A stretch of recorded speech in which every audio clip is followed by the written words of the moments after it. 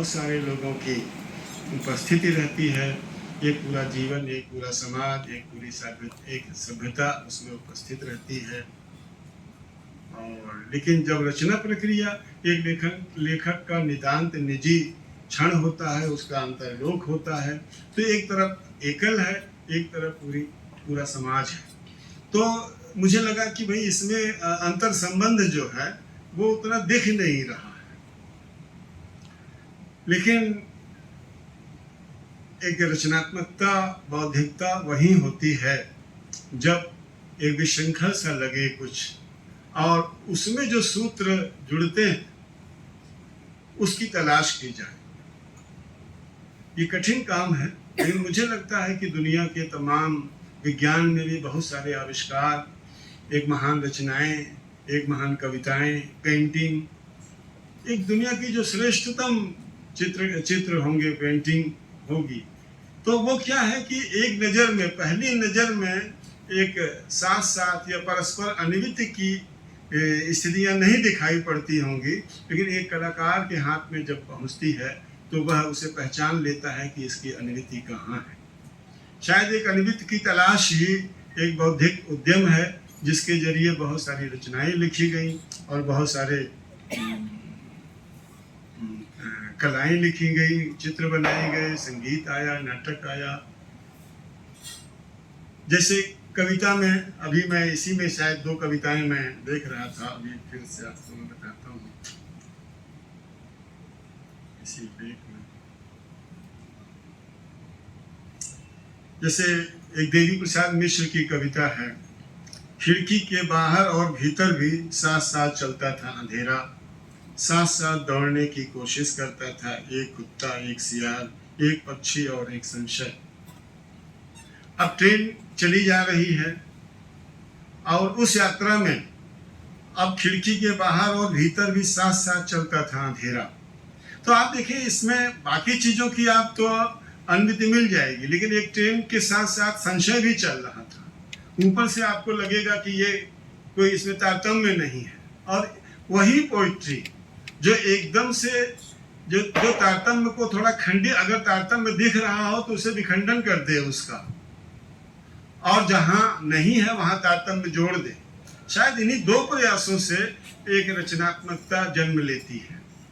तो ये जो विषय है साहित्यिक संस्कृति और रचना प्रक्रिया, तो जहाँ एक तरफ समूह है, एक सभ्यता है, देश, राष्ट्र, दुनिया है, संस्कृति में एक पूरी कम्युनिटी होती है, लेकिन और दूसरी तरफ रचना प्रक्रिया ये एक तरफ एक एकल। तो लेकिन मुझे लगता है कि साहित्यिक संस्कृति एक लेखक की रचना प्रक्रिया को गाहे बगाहे या रोजाना भी कह सकते हैं, या रोजाना मतलब हमेशा प्रभावित करती ही करती है। जब मैंने लिखना शुरू किया तो उस समय की साहित्यिक संस्कृति जो थी, लेकिन उसके पहले के लोग ज़बानी भी बताते थे या उनके विवरण, तमाम विवरणों संस्मरणों में पढ़ा। जैसे आज एक प्रिंट बहुत आसान चीज़ हो गई है, और डिजिटल प्रिंटिंग आने से और भी आसान हो गई है। आप कोई किताब 10 प्रतियाँ, 5 प्रतियाँ भी छपा सकते हैं, जब और ज़रूरत हुई उसी का आगे भी आप छपवा सकते हैं। लेकिन एक दौर ऐसा था कि उर्दू में तो बहुत बाद तक चला कि उसकी किताबत होती थी।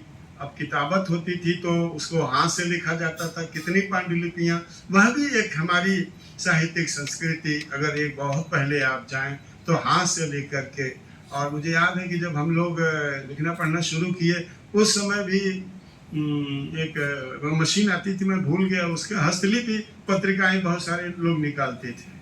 तो एक अगर यात्रा देखें जो साहित्यिक संस्कृति की, तो वह भी अपने समय समय पर बदलती रही है।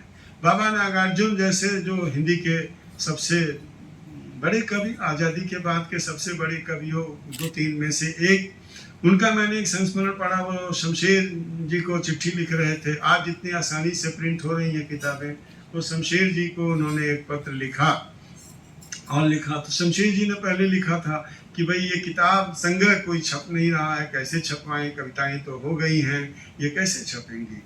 तो नागार्जुन बताते हैं मेरी भी नहीं छप रही थी, मैंने तो खुद ही छाप करके और झोले में रखा रहता हूँ। ट्रेन से मैं जो सफ़र करता हूँ, जो मिलता मैं बेचता हूँ ट्रेन में उसे। तो एक वहाँ से आज हमारे तमाम युवा कवि हैं, लेखक हैं, उनकी कविताएं छपती रहती हैं और किताब भी बड़ी आसानी से छप जाती है। लेकिन एक ऐसा दौर था कि इतना बड़ा कवि, मुझे जहाँ तक लगता है केदारनाथ अग्रवाल एक लंबी यात्रा कविता की कर चुके थे, उनका कोई संग्रह नहीं आया था। तो एक ऐसी साहित्यिक संस्कृति से यात्रा शुरू आज तक का देखें आप, तो डिजिटल प्रिंटिंग है तो आज बहुत आसान हो गया है। प्रकाशक भी इतने सारे हो गए हैं, वो खुद ऑफर करते रहते हैं पांडुलिपियाँ, और सेल्फ पब्लिशिंग आ गया है कि आप सेल्फ पब्लिशिंग किसी पोर्टल पर जाकर सेल्फ पब्लिशिंग कर रहे हैं। तो क्या इन चीज़ों का कोई हमारी रचना प्रक्रिया पर भी असर पड़ता है? मैं कहना चाहता हूँ कि पड़ता है, लेकिन मैं कुछ और ब्यौरे, कुछ और वृत्तांत आपके सामने बताना चाहूँगा। जैसे हम लोग जब इलाहाबाद में थे, श्री प्रकाश जी भी उसी के आगे पीछे थोड़ा थे, तो बहुत फर्क नहीं आया था। हमारे विश्वविद्यालय में सत्यप्रकाश मिश्र जी, राजकुमार जी बताएंगे, तो हम लोग साथ ही पढ़ते थे वहाँ पर। तो और एचओडी हुए सत्यप्रकाश जी, दिवंगत हो गए, बहुत प्रखर मेधा के, और वो साइकिल से आते थे विश्वविद्यालय में। अधिकतम अध्यापक, प्रोफेसर वो साइकिल से आते थे।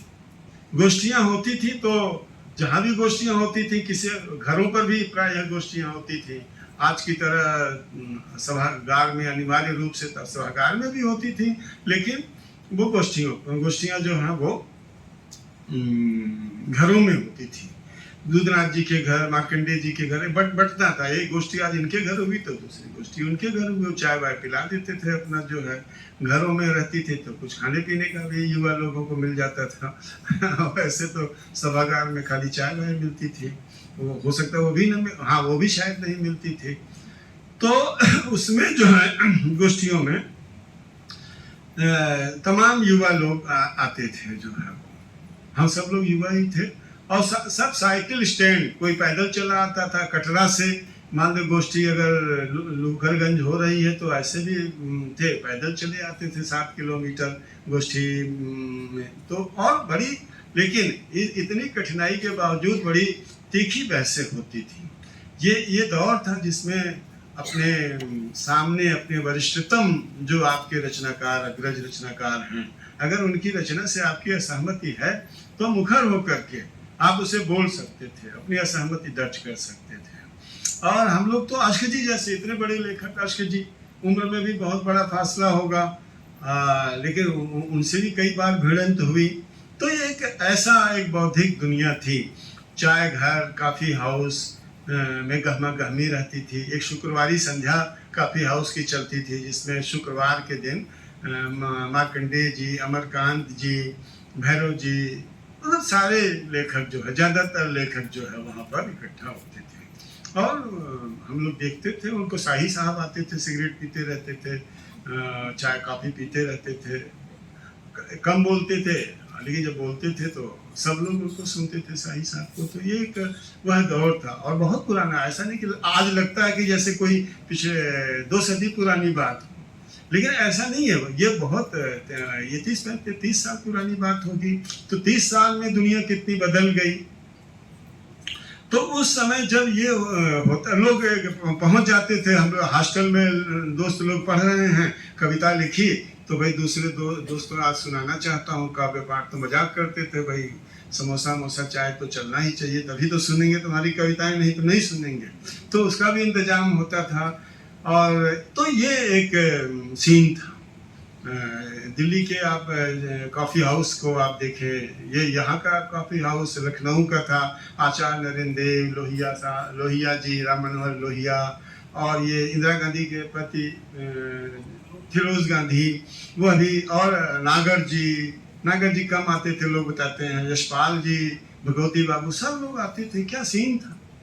तो अब तो एक रचना प्रक्रिया में एक मतलब वो बार बार सुधार भी होता था कि आप लिखता था लेखक, और शायद ही कोई रचना इतनी जल्दी छपती हो, तो लिखता था और वो सुनाता था, पढ़ने को देता था, पाठ होता था, उस पर जो राय आती थी उसको लेकर के फिर तो उसको ये लगता था भाई ये दृश्य दृश्य आपके कुछ पाठक होते थे कि आपकी रचना अमरकांत जी पढ़ेंगे या विजय देव नारायण शाही पढ़ेंगे, और वो आप पढ़ाते भी थे उनको, तो एक फर्क होता था। तो आप बड़ी मशक्कत एक रचना के, मैं तो खुद, मेरा तो तब का अभ्यास है, मैं तो 3 4 ड्राफ्ट किए बिना तो मन ही नहीं मानता है।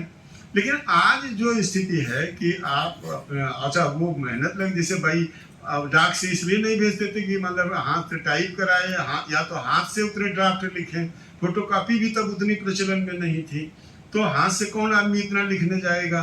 तो लेकिन आप देखिए ईमेल आ गया, अब व्हाट्सएप आ गया, फोटो खींचा आपने भेज दिया, ये पीडीएफ बना के भेज दिया, तो अब आपके सामने अदृश्य पाठक अधिक, अदृश्य और तुरंत आपको पहुंचा देने की क्षमता हासिल हो चुकी है। तो ऐसे में अब जो एक रचना प्रक्रिया में जो बार बार का ड्राफ्ट होता था जो है, अब बार बार का ड्राफ्ट जो है वो खत्म जैसा हो गया। आज लिखा आपने, कल वो छप गया या आज ही छप जाता है बहुत बार जो होता है। और मुझे नहीं लगता कि आपने फेसबुक पर डाल दिया कविता को या किसी पोर्टल पर दे दिया, ब्लॉग पर दे दिया, वेबसाइट पर दिया तो छप जाती है वो कविता।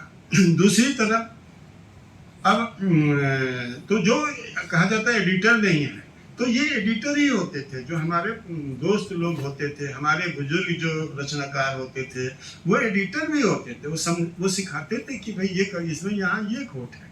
जैसे खुद मुझे याद आता है कि मैं कहानियाँ लिखता था, तो उसमें जब शुरुआती तौर की जो कहानियाँ थी तो मैं, जैसे होता है ये दृश्य है, और मुझे लगता था अच्छा उसकी बात करनी, तुरंत एक स्पेस दिया, चौखटा बनाया और अगले दृश्य पे चला गया, और फिर तीसरे दृश्य पर तो जंप कर जाता, मतलब रचना जो है वो जंप कर जाती थी। तो मैंने अमरकांत जी को सुनाया, हमने कहा सुन लीजिए। अब देखिए इतने बड़े बड़े लोग थे, लेकिन कैसे हम लोग कितना रचना सुनाने के सम्मान भी उनका बहुत करते थे। हम सारे लोग अपने अग्रजों का बहुत सम्मान भी करते थे, डरते भी थे, लिहाज भी करते थे, लेकिन रचना सुनाने के मामले में वो भी सुनाते थे। भाई हम लोगों की क्या क्षमता थी, लेकिन अमरकांत जी ने उनकी बहुत सारी रचनाएं, कालिया जी ने, ममता जी ने, भैरव जी ने बहुत सारी रचनाएं सुनाई। क्या अच्छा मैं पहुंच गया तो सुनाते थे वो, तो वो सिखाते थे। उन्होंने कहा कि देखो चौखटा जो बना करके तुम ये सोचते हो कि ये तो कहानी आगे बढ़ रही है, लेकिन कहानी का एक भीतरी निरंतर्य होता है, एक आंतरिक निरंतर्य होता है कहानी का। तो ऐसे तो उसको उस लॉजिक से जब आप बढ़ोगे तो फिर उसी दिशा में जाना पड़ेगा। अब तुम क्या सोचते हो, चौखटा बना करके फिर अगली बात कर दो, अगले 8 पन्ने लिख दिए तो कहानी हो गई। तो ये तरीका नहीं है। ऐसे बहुत सारी चीजें, जैसे मैं लिखा, एक मेरे दोस्त थे, मैंने अपना उपन्यास एक लिखा था, और शायद उस वाक्य ने मेरी दिशा ही बदल दी। वो दिशा ये बदल दी कि मैं लिखता था, जैसे मैंने लिखा, और वो गुस्से से आग बबूला हो गया। तो उसने कहा कि भाई ये तो सब कोई लिख देगा, आग बबूला हो गया, आप क्यों गुस्से को आग बबूला या क्या है, जीते जी मक्खी, क्यों मक्खी नहीं निगल सकता कोई। कहा ये तो हर कोई लिखेगा। हमने कहा ये तो मुहावरा है। कहा मुहावरों की इजाद जो है वो इसीलिए हुई थी कि जो एक सामान्य, जैसे आप कहते गुस्सा, वो बहुत क्रोध में आ गया। जब आप कहोगे बहुत क्रोध में आ गया तो क्रोध नहीं प्रकट होगा, क्योंकि 1000 बार, लाखों बार इस वाक्य को क्रोध की अभिव्यक्ति के लिए ऐसे ही लिखा गया है। तो हमारे मुहावराकारों ने इजाद किया कि भाई उसको कैसे लिखा जाए, कि भाई नए ढंग से कैसे लिखा जाए, मुहावरे हुए। फिर मुहावरों ने भी बार बार इस्तेमाल करके उनकी क्षमता खत्म हो गई अर्थ को प्रांजल बनाने की या उसे एक नवोन्मेष देने की जो है तो वो क्षमता खत्म हो गई। तो अब कैसे होगा, तो अब जो है आपको नया कैसे उस चीज को नए ढंग से लिखा जाए। तो एक भाषा क्या खेल कर सकती है, भाषा को कैसे बरजना चाहिए, इसकी भी तमीज एक सामूहिक पाठ से ही मिली, किसी की प्रतिक्रिया से मिली। तो ये आज क्या है, कि जैसे पहले आज की स्थिति में है, जैसे कोई लिखना होता है, कोई चीज़ हम लोग लिखते हैं, आज की संस्कृति जो साहित्यिक संस्कृति है उसमें लिखा जाता है। तो लिखते समय क्या होता है कि कोई चीज़ जैसे आपको कोई दृश्य की कल्पना मतलब आया कि भैया, तुरंत आप गूगल सर्च करते हैं और फोटो भी उसकी आ जाएगी। मान लीजिए नीम का पेड़ है, तो नीम के पेड़ की फोटो आ जाएगी, आप बता दोगे कि उसकी पत्तियां ऐसी होती हैं, उसके लाभ ऐसे होते हैं। तो लेकिन अब जो नीम का पेड़ जिन स्मृतियों से भरा हुआ है कि उस पर कैसे झूला पड़ता था, या उस पर सुबह सुबह क्या क्या दृश्य, कोई उस पर कैसे पक्षी आ जाते थे, या आम के पेड़ पर, तो वो जब वो मेमोरी का हिस्सा होता है। तो ये जो आप आज अगर आप केवल टेक्नोलॉजी का इस्तेमाल करना चाहिए, और हर लेखक करता है, लेकिन वो तुरंत पकड़ में आ जाती है। अगर उसका आप रूपांतरण नहीं करते हैं तो वो तुरंत पकड़ में आ जाती है टेक्नोलॉजी जो है वो। तो ये ऐसा फिर, तो ये जो सूचनाएं जो रहती हैं उसमें मैंने कहा ना कि उसमें मेमोरी नहीं होती है, उसमें स्मृति नहीं होती है। और जिस चीज में स्मृति नहीं होगी तो वो इतना ही उपयोगी होता है गूगल या तकनीक से जो आप सूचना प्राप्त करते हो कि आपके मेमोरी को जगा दे। क्योंकि आपने देखा होगा कि आप भूल चुके हैं किसी चीज को, एक पेड़ को आप भूल चुके हैं, एक वृक्ष को आप भूल चुके हैं कि भाई, लेकिन जैसे ही आप जब उसे सर्च करेंगे और उस पेड़ की इमेज आपके पास आएगी, जैसे वो इमेज आएगी आपके पास, आपका जग जाएगा वो पेड़, उससे जुड़े किस्से, उससे जुड़ी बहुत सारी बातें आपके दिमाग में कौंधने लगेंगी।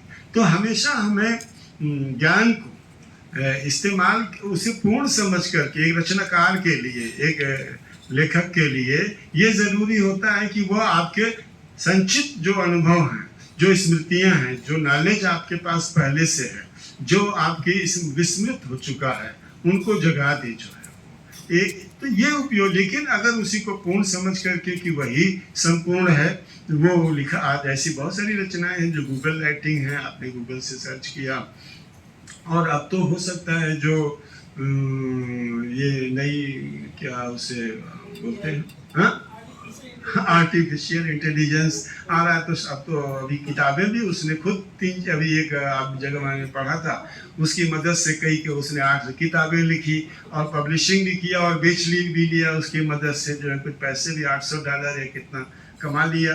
तो एक नए युग में दाखिला, वो अलग एक संस्कृति जो बनेगी, उसमें हमारे साहित्य की क्या जगह होगी, हमारे चीज़ों की क्या मूल्य होगा, क्या संवेदना, कौन सी चीज़ें रिलेवेंट हो जाएंगी, कौन सी चीज़ें इररिलेवेंट हो जाएंगी, इन सब की पड़ताल, वो भी एक संस्कृति का सवाल है। वो रचना प्रक्रिया को प्रभावित करेगा ही करेगा।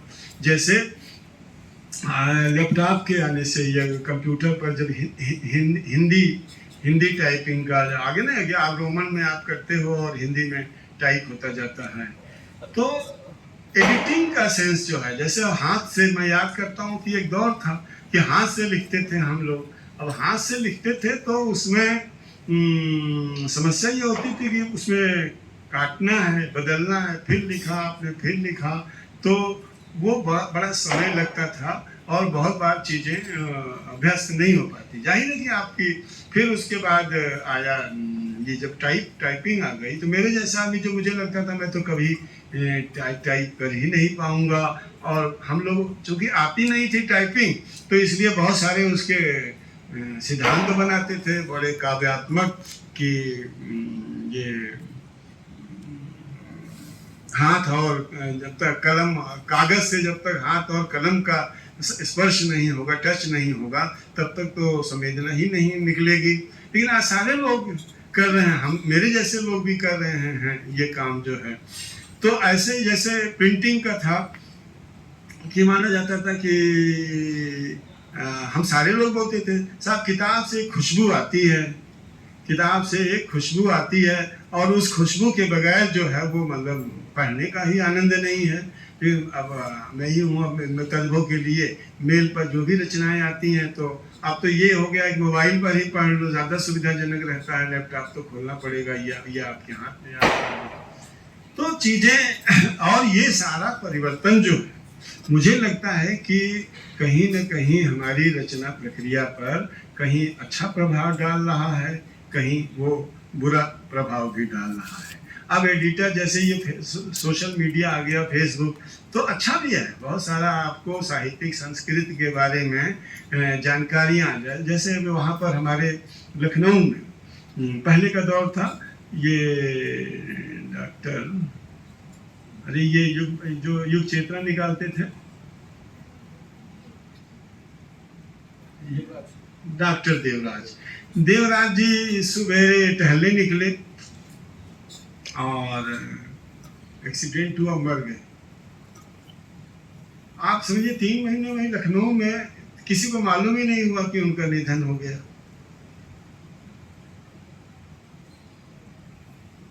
है ना, किसी को पता ही नहीं चला उनका निधन हो गया। काट दीजिएगा कि किसी को पता ही नहीं चला कि उनका निधन हो गया जो है। लेकिन आज तो ऐसी स्थिति नहीं है। कोई एक गुमनाम सा, वो तो मशहूर आदमी थे, आज एक गुमनाम सा या कम चर्चित या कोई भी हुआ तो वो खबर तो पहुंच जाती है।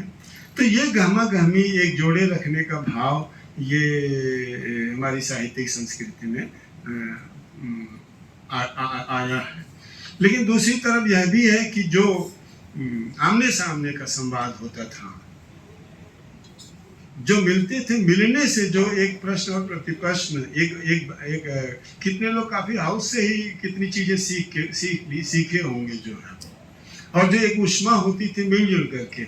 आज जो है वो चीजें आमने सामने की चीजें लगातार छेड़ होती चली जा रही हैं।